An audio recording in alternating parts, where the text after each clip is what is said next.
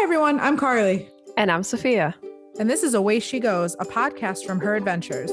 Each episode will help you feed your wanderlust with travel tips, stories, inspiration, and more.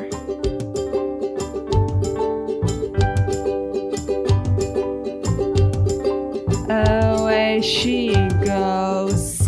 Hey, everybody, and welcome to another episode of Away She Goes. It's Carli, and I am flying solo without my co-host today, but I am joined by a very special guest, Erica Kirakides from Intrepid Travel. Hi, Erica. Hi, how are you? I'm doing well. I'm so excited to talk to you. I'm excited to talk to you as well, all the way from Melbourne today, Melbourne, Australia. Yep, we are a 14-hour time difference apart right now, and that's okay. So before we get into, our kind of what we're looking at with summer travel coming up, summer travel trends, do you mind telling our listeners a little bit about yourself? What does your travel background kind of look like, and what inspired you to join Intrepid? Well, I'm sure a lot of your guests say this, but I do think I may have one of the best jobs going. So my role at Intrepid is heading up our trip design team. And my team is responsible for the almost 900 trips we run in nearly 100 countries around the world, for all different types of travellers. But I came on board with Intrepid. I kind of like to think Intrepid found me as opposed to the other way around, which is really what happened 10 years ago. So in another life, I was heading up the program at the Melbourne International Food and Wine Festival. And that was a festival of around 300 events, all celebrating food and wine and culinary exploits. And I was involved in bringing chefs in from all over the world to do this incredible festival. And after 2 festivals, I received a phone call out of the blue from a lady who is now a very valued colleague of mine saying, I've heard of you and we're looking to set up a range of food adventures at Intrepid Travel. Now, Intrepid's a household name here in Australia, so I knew exactly where she was calling from.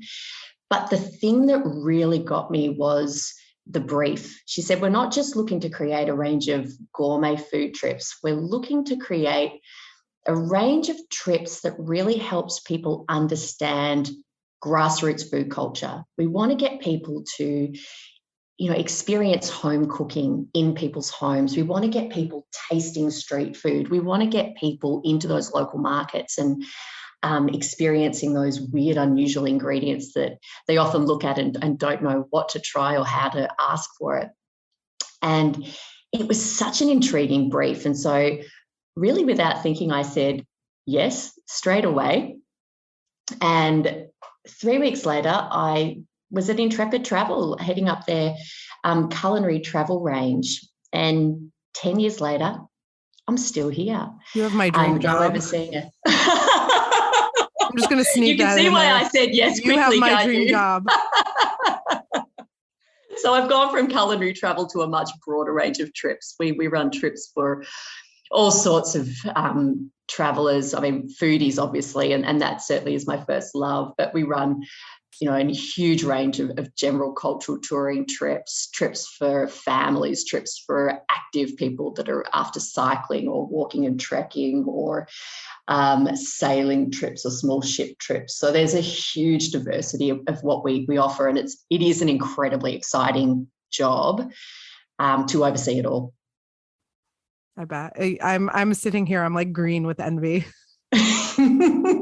I love planning trips. When my friends will tell you when I have a trip coming up, like I enjoy planning it as much as I enjoy actually being on it. So I love nice. That's what we do. I love figuring out what we do every day. Like putting together an itinerary I do for fun. I think a lot of our guys are having a lot of fun. Oh, yeah. I think they are. I'm sure. So travel is definitely on an upswing for sure. Over the past couple of years, you asked me if I had been on, I think before we started recording, if I had been on a trip with Intrepid. The main reason I haven't is because of COVID. I would have loved to have been. And I think this summer specifically, we're going to really start to see a big uptick in travel. So we are going to see an uptick. We and absolutely are. And we'll talk on like a summer travel trend. Have you noticed any booking trends? Like where have you seen, if you could pinpoint it, the most demand from women? Are they looking to travel more domestic? Do you see women looking to travel more internationally because they're in that group setting and maybe feel more comfortable?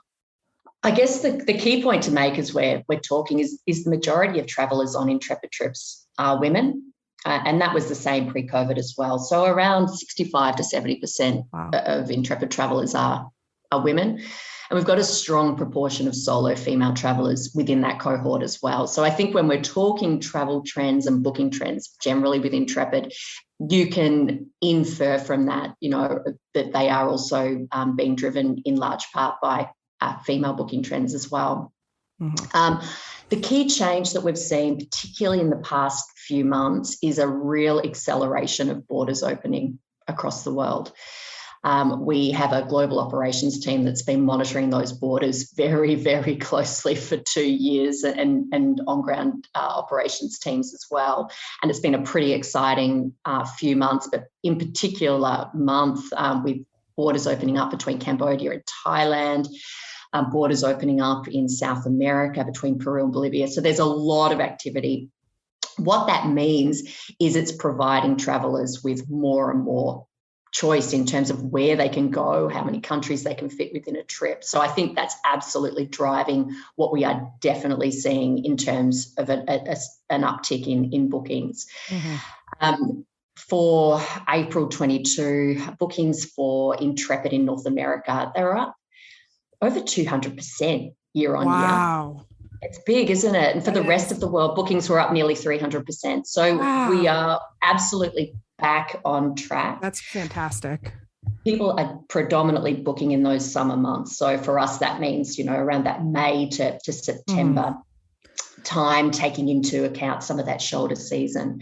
And you are seeing a mix in terms of travellers booking both domestically in North America, in the US particularly, but also they are booking internationally as well.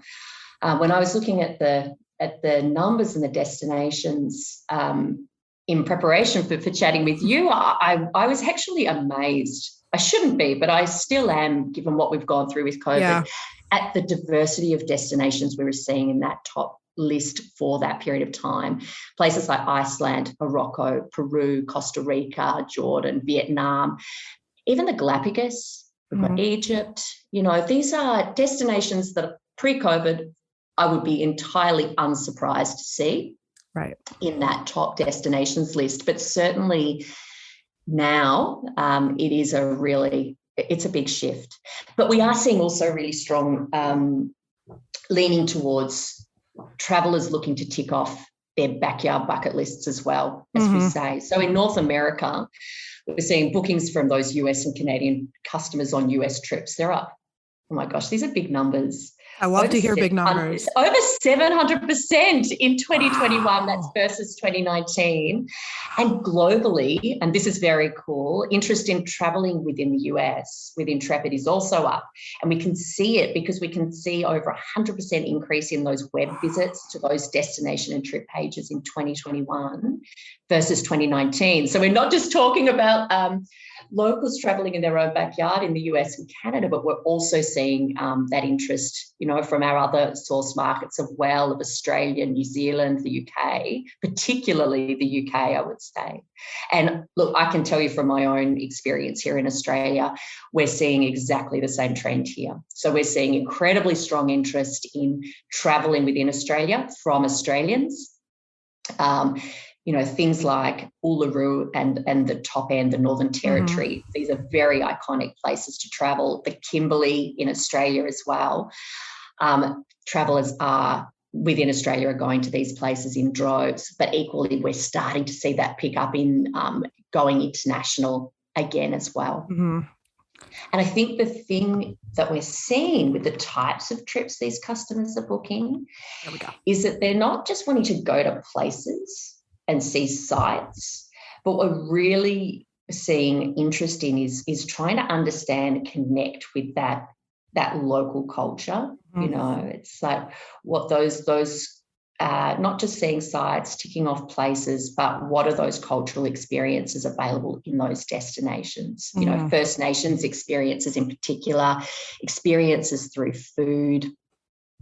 So yeah, there's a lot going on. There's a lot going on in terms of bookings and trends, but those are just some of the key highlights I'd pull out for you. And I'm curious. I don't know if you have this data in front of you. If you don't, it's totally okay. You know, this increase in bookings, are you seeing that it's for this summer specifically, or are people still kind of booking a year out just to be safe? Do you notice a trend with that at all?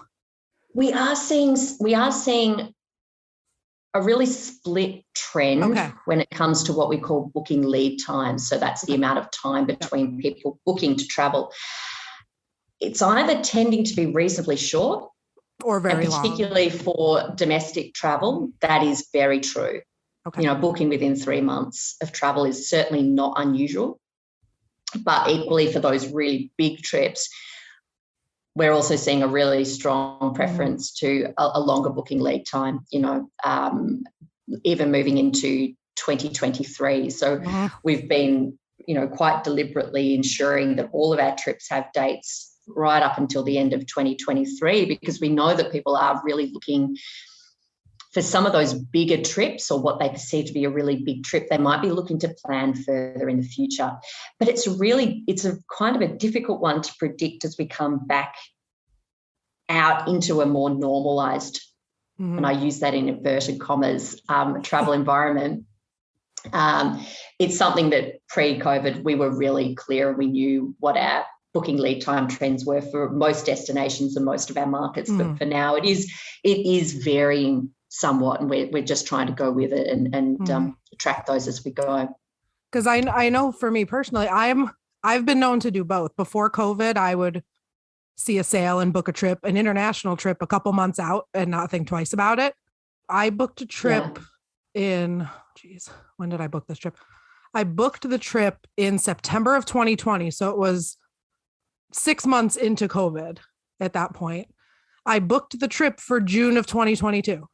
So I booked the trip a year and a half or so in advance. And now finally the time is coming that it's time for me to go on this trip. That is a big period of anticipation. Yes. Where are you going? I am doing a tour of the Greek islands. Well, let me tell you, I think Greek islands might be one of the big summer travel trends, because we are certainly seeing a huge interest across the board in ferry trips, sailing trips, and small ship cruising in Greece. So I'm not surprised to hear that is the one that you've chosen, but it's very, very exciting. Yeah, I'm sure it's going to be very crowded. Look, it will, but at the same time, it's so exciting to have people. I'm so excited. And it's so exciting for those suppliers and those people involved in tourism as well. And that's internationally. You've had so many businesses in so many parts of the world where, you know, they may not have had an income or cash flow for coming on 2 years. Yeah. And people coming back, supporting those businesses, supporting those livelihoods is really exciting, but also really, really important.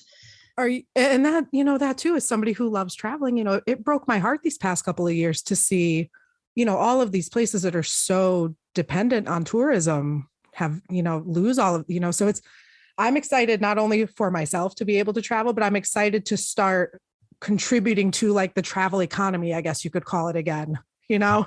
I think it's a perfect way to summarize it. And yes, absolutely do encourage people to get back out there, even though it can seem a little daunting. Yes. Because we're all a bit out of practice. I think I'm even conscious myself. I was on my first trip in quite some time a couple of weeks ago, and I was up on the Larapinta Trail, which is a very well-known trail here in Australia outside of Alice Springs, so right in the centre of the country. So this is real desert country. And it took me a while to book that trip because I just wasn't used to doing it. And I'm someone who's used to getting on planes and traveling a lot during the year. And I was really conscious that if for someone like me, that was a big leap. For a lot of people for whom travel is, you know, once a year, really, you know, big part of their year, but certainly something they don't do often, it is a big leap to get back out on the road, but certainly one that's worth considering and worth jumping on, I think. This will be my first international trip. Wow. In 4 years, since 2018. I had more, but they were canceled because of COVID. But this trip will be my first time traveling internationally since June of 2018. And travel has changed. Yep. I think it is worth acknowledging that. But travel, particularly air travel, testing requirements, things are getting a bit easier. Mm-hmm. It's not the same. And I think, travelers getting back out on the road, it's worth acknowledging that you do need to bring your patience, and you need to bring your flexibility. Mm-hmm. There can be some delays. There may be some testing requirements, but provided you do your research before you travel, it's well worth getting back out there. Well worth it. Insurance, I cannot emphasize enough, is key though. Mm-hmm. Making sure that you've got your travel insurance ready, and making sure that it does protect you for COVID-related challenges in particular. Making sure you're traveling with rapid antigen tests. I'm not sure if you use that acronym. No, I knew what you meant though. The rapid antigen tests, just being, I think, more mindful of mm-hmm. safety and taking those precautions as you travel, mm-hmm. and people should be fine. I'm actually just getting over COVID. At the time of us recording this, I had COVID about 2 weeks ago. Mm-hmm. Oh, I'm sorry to hear. It wasn't, I had a sore throat. That was the extent of it. But I even, now before I prepare for my trip, I even am planning to bring, I have like a certificate of isolation from my county that says the day I tested positive and the days I isolated, and nowhere does it tell me I need to bring that. But in my head, I'm like, you know what? I'm just going to bring it just so I can show I had COVID, a month and a half ago. But, at this point that I'll be on this trip, like I kind of feel, even though it's not required, like in my head, I'm like, I should have this. I should be overly prepared with this paperwork, Yeah, I think it's so natural. It's so natural. Even I was traveling from my home state of Victoria to the Northern Territory. And we also don't need to provide any paperwork anymore. But it was such a knee-jerk reaction mm-hmm. for me as well to think, oh, gosh, what do I actually need? There are some fantastic government advisories, and encourage travellers to make good use of whatever your local travel advisory is in your home country, just to make sure that you're well versed in what the requirements are before you go.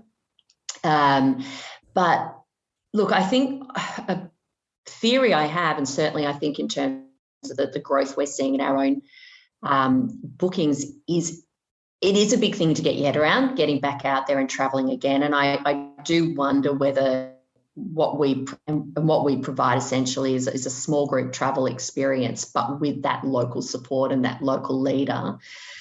I do think having that reassurance that you'll have someone to help you with all those quirks and to navigate those systems is a really attractive proposition, particularly right now when things are a little volatile and changing. To have that local expertise is a big help. I mean, I know I find it a big help even when I travel myself, and to be able to chat to my local colleagues in destination, whether they're leaders or my operational colleagues. There is a bit to get your head around. And I'm curious too, with certain tours, we're obviously seeing requirements be lifted. We're seeing mask mandates sometimes get lifted in some places. We're seeing some countries no longer require a test or quarantine or a vaccine. These things that were in place for the past couple of years are starting to go away in a lot of places. Do you think that makes people, it probably is a split, but do you think that makes people more anxious and not want to book? Or do you think that makes people, oh, good, things are back to normal? It's probably a split depending on a personality. Yeah. I think on the balance, that return to what we perceive to be a more normal travel environment. So more closely related to what we knew pre-COVID in terms of not necessarily traveling with masks and having to test at airports is making travel a lot more appealing to people as we move forward. And I wonder, and I'm reasonably confident that we will see a return to normalcy as we move forward.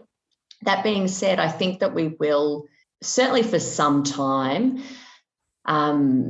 see a persistence with the measures that we've taken to protect people against COVID. I mean, I know at Intrepid we have we require all of our customers to be vaccinated at time of travel, and also with our leaders. All of our leaders are vaccinated globally as well.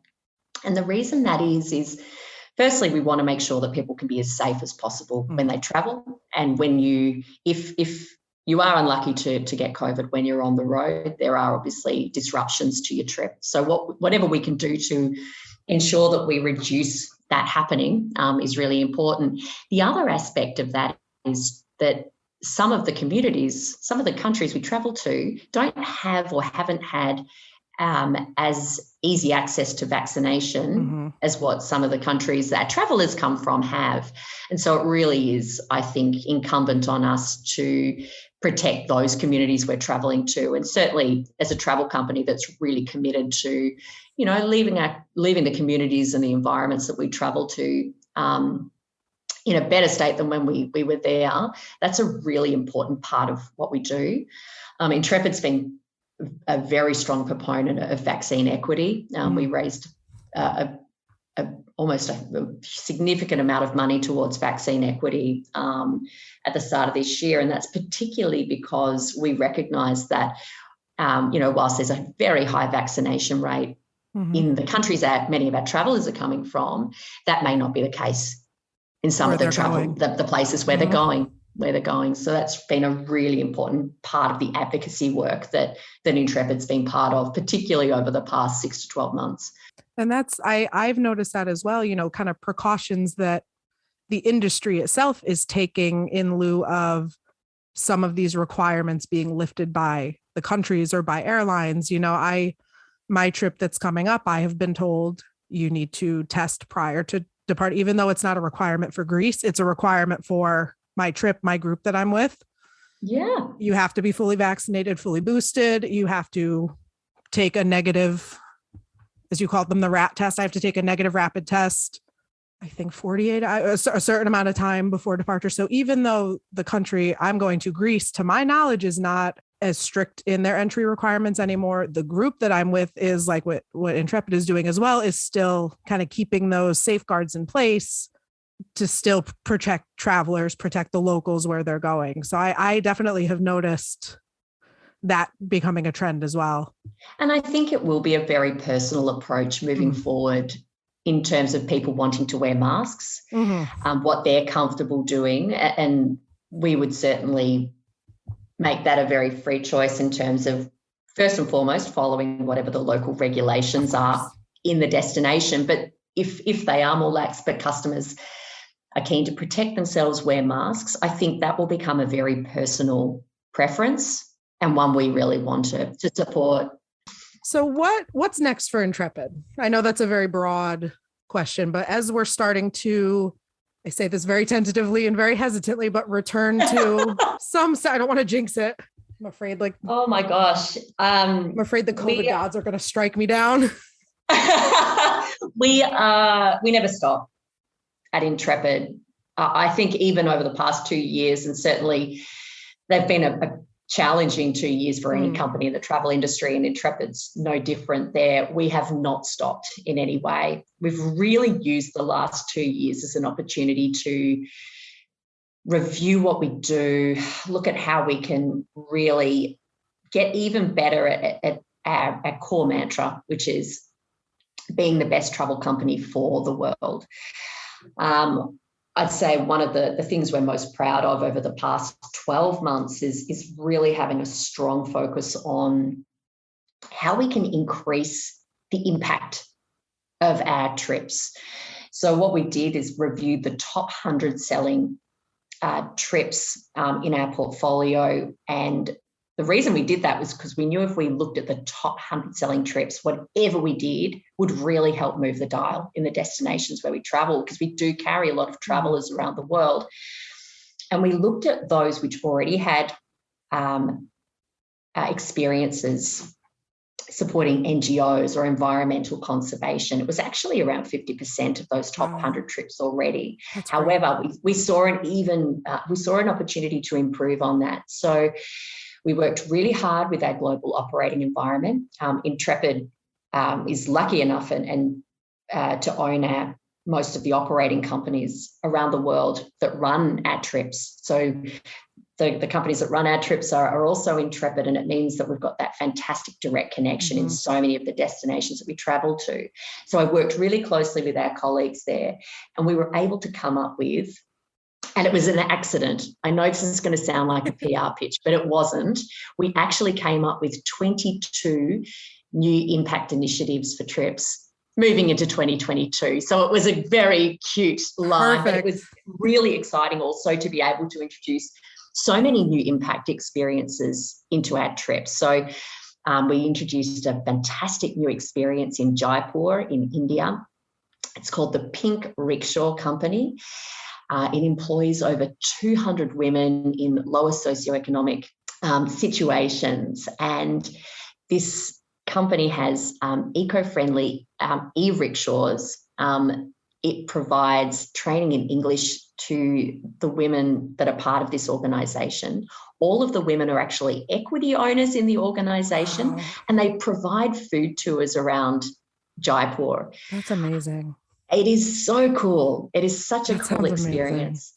We've introduced another fantastic experience in Morocco too, at a site called A Benadou, which is a really signature site in Morocco on any trip.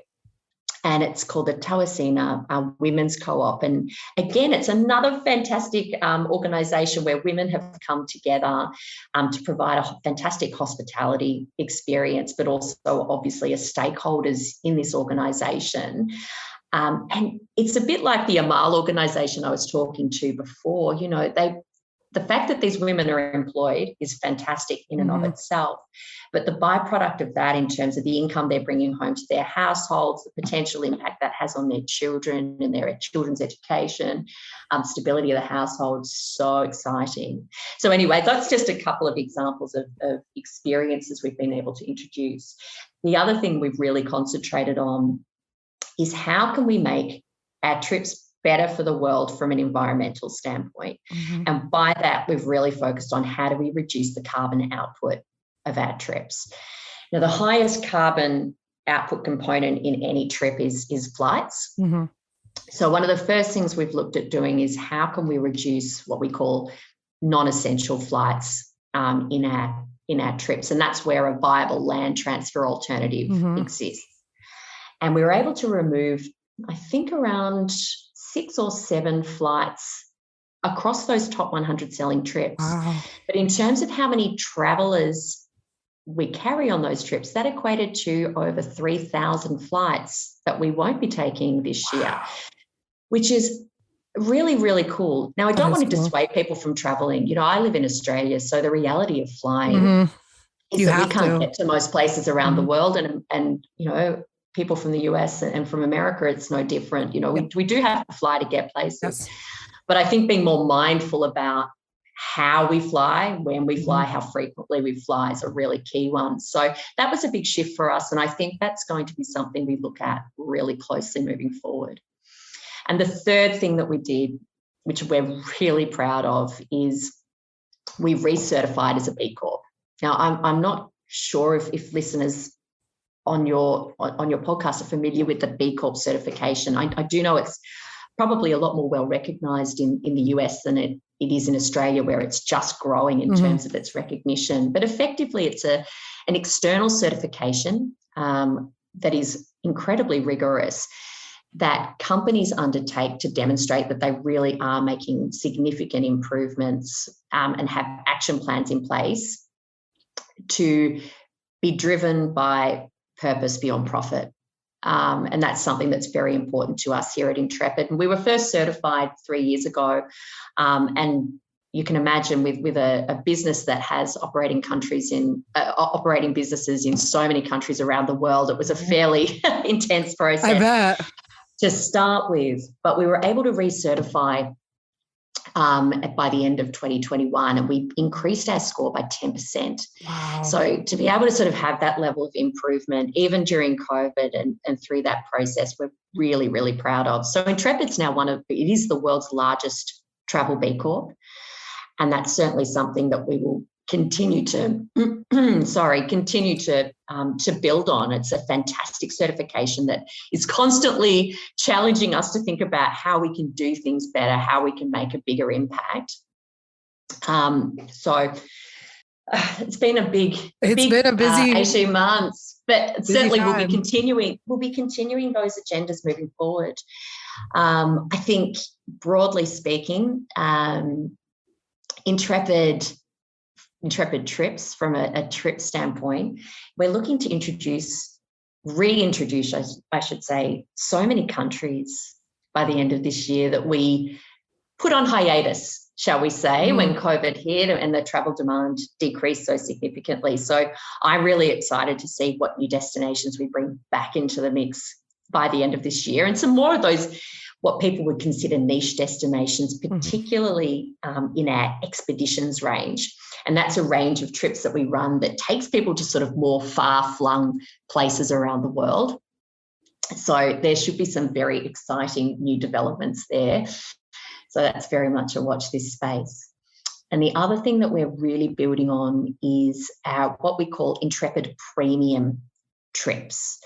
Now, Intrepid is probably best known for what we call our original style travel. And that is your around 3-star accommodation, high use of public transport, local experiences, a mix of included meals, but certainly quite a lot of freedom for customers to be able to customise their trip.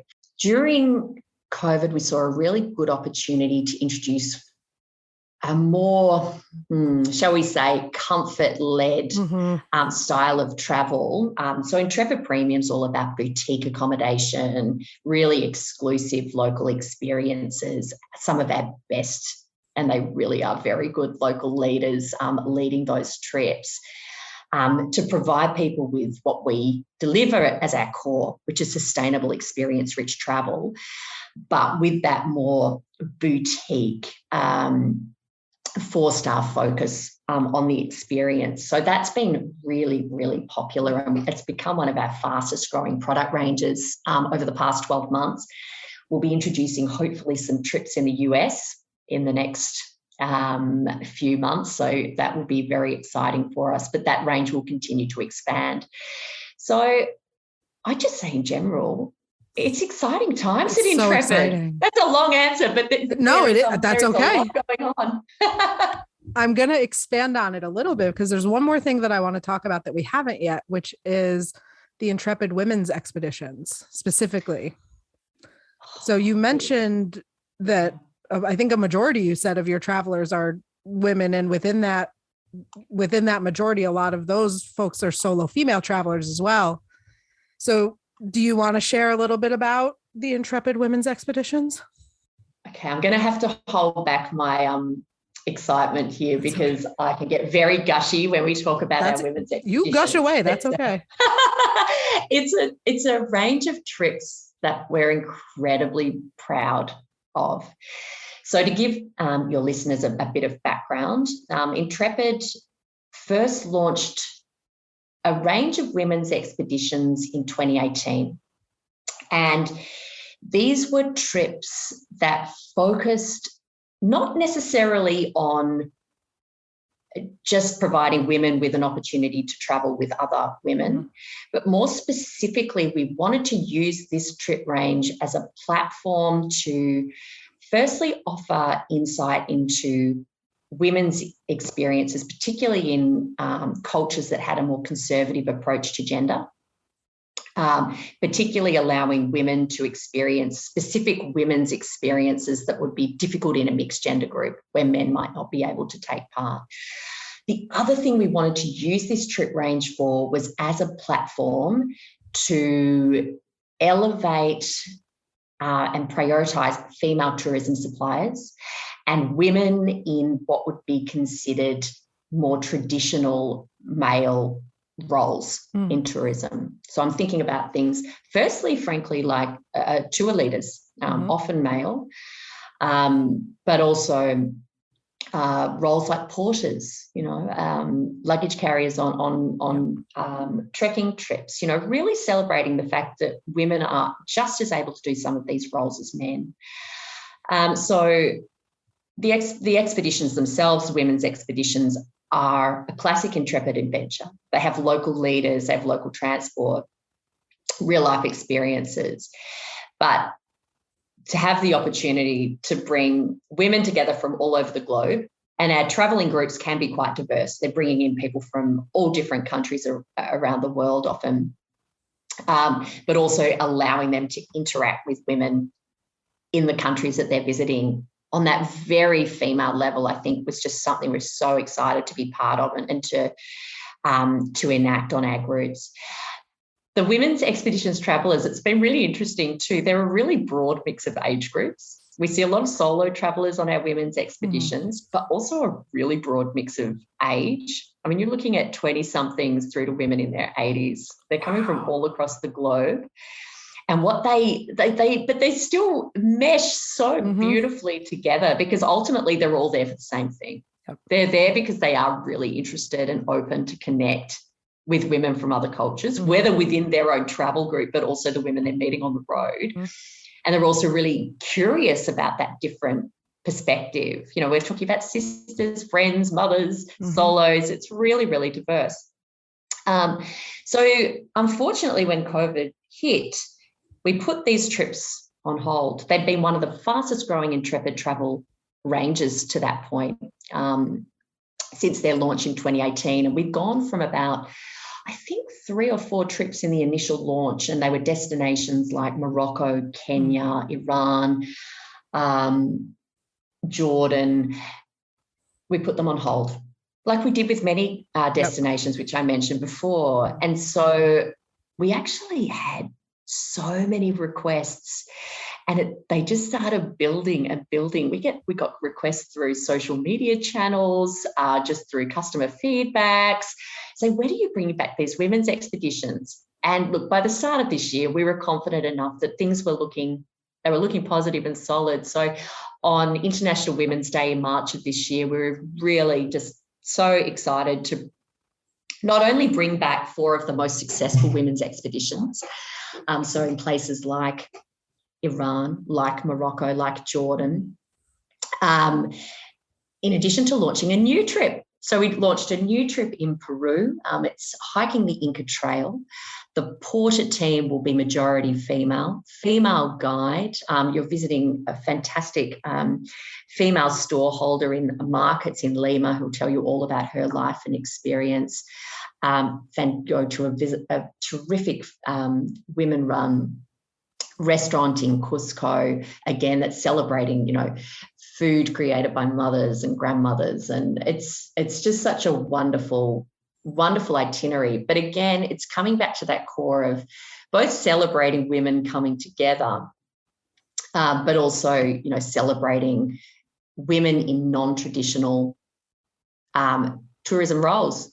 They can do anything that a man can in terms of those tourism roles. And we really want to make sure that we profile them in our trips.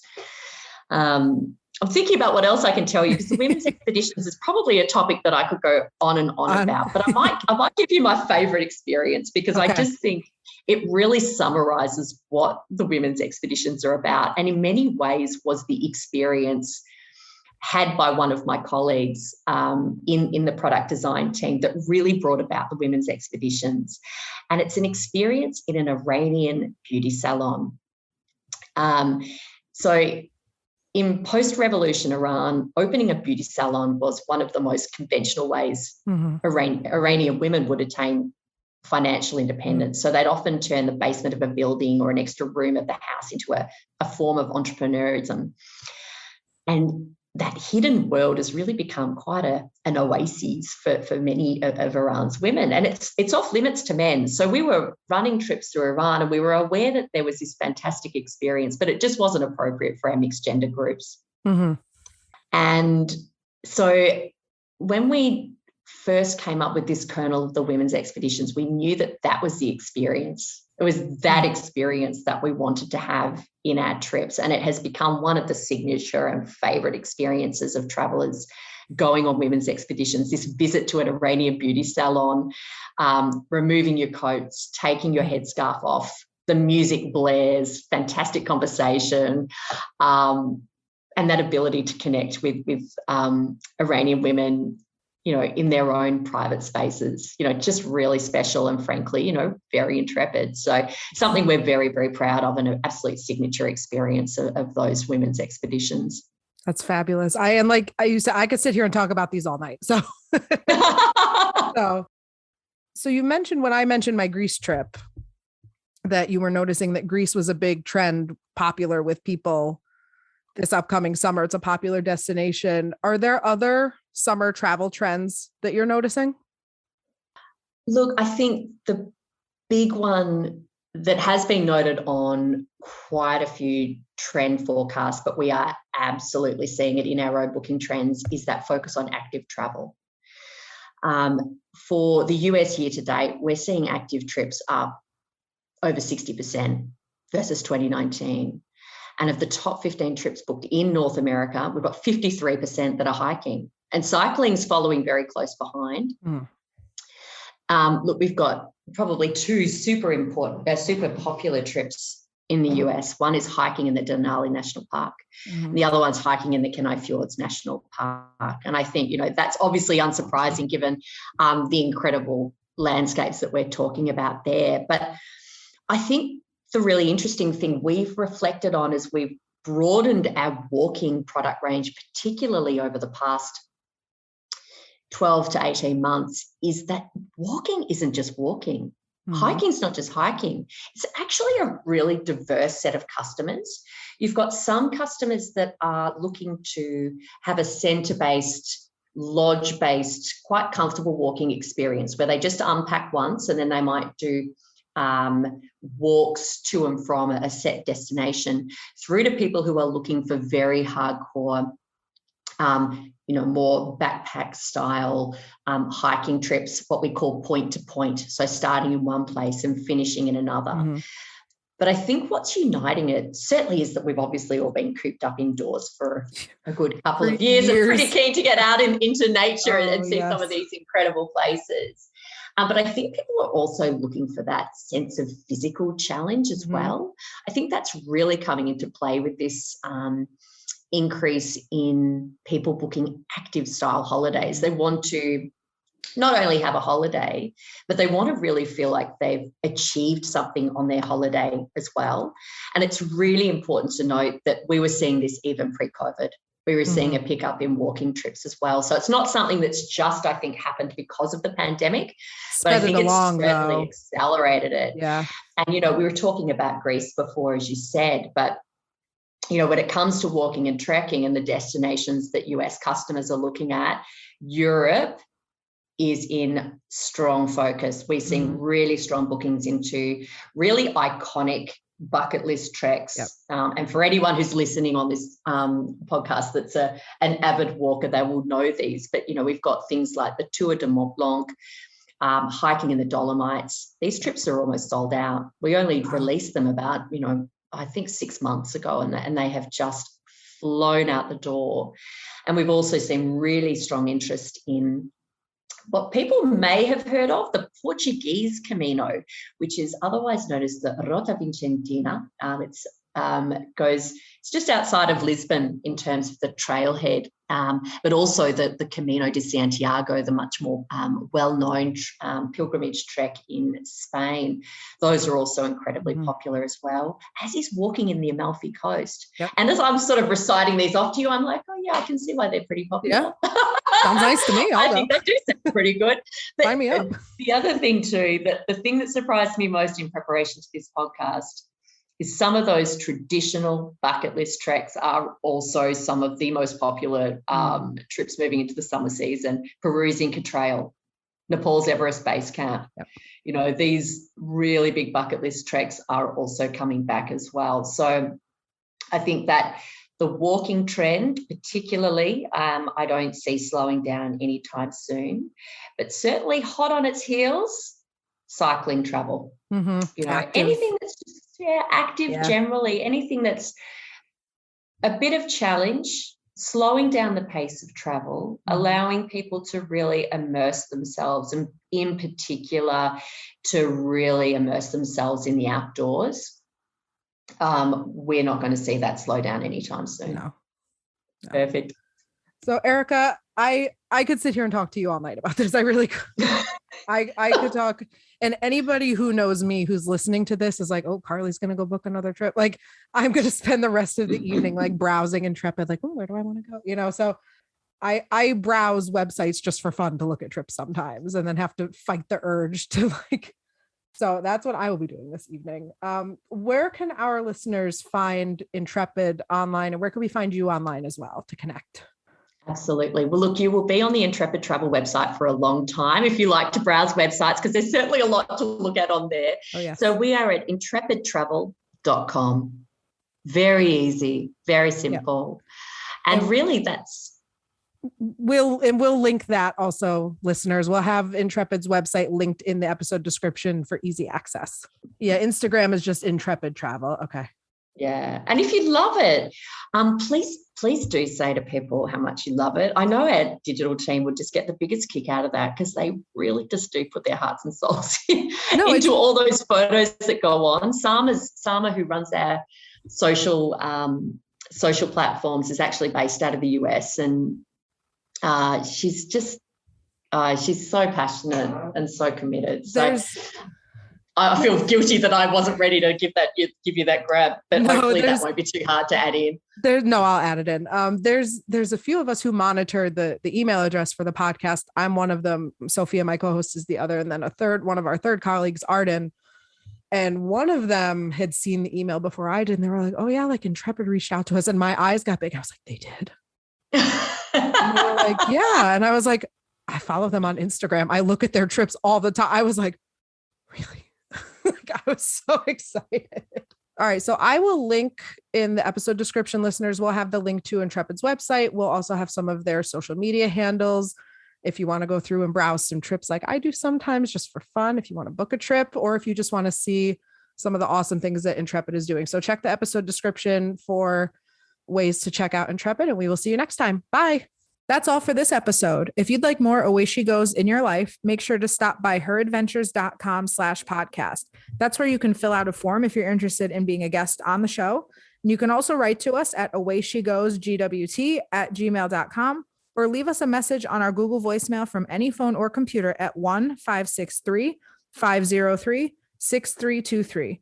To follow our adventures, you can follow me on Instagram at Carli Sees the World. Carli is spelled Carli. You can also follow me at Sophia AEZ. Sophia is spelled Sophia. Away She Goes is part of Her Adventures, a community dedicated to radically redefining travel to be inclusive, sustainable, and empowering. You can learn more about Her Adventures, find travel tips and support, shop travel-themed items made by our members, and join our Facebook group with nearly 100,000 women all around the world. All at heradventures.com. We can't wait to connect and explore with you. Away she goes.